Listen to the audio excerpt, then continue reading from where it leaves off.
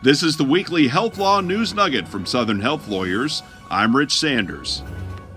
And this is the Health Law News Nugget for November 13th, 2018.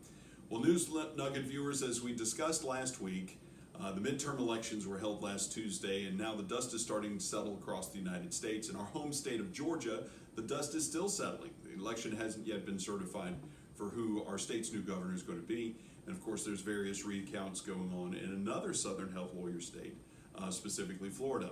But at the national level, there are some things that we can determine now that the midterm elections are over regarding the impact of the midterm elections on healthcare policy. The National Law Review put out an article today which talks about three different components, and so I'll mention them to y'all because I think they're a great way to kind of digest what happened with the midterms in healthcare.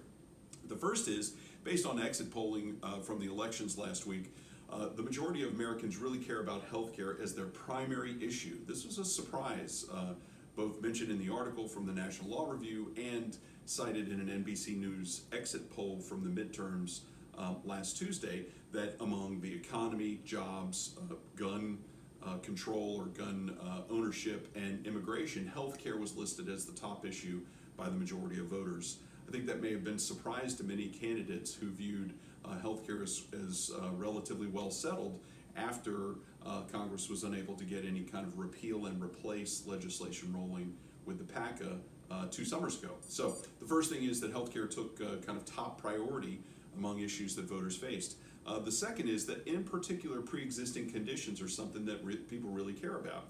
This is probably not a shock to News Nugget viewers. As we talked about, poll after poll, survey after survey nationwide over the last 8 years has shown that people really care about pre-existing conditions not being used to exclude them from group health coverage, health insurance coverage.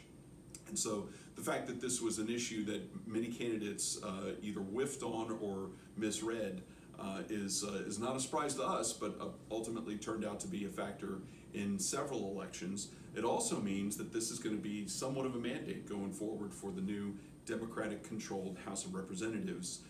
House leadership is under vote to determine who is going to be leading particular committees that are involved in health policy. But one thing's for sure, the Democratic leadership in the House is already saying they're going to pass a resolution early on, probably soon after the new session of Congress begins in January, to embrace and reinforce the position of pre-existing conditions not being used to determine coverage for health insurance in the coming year.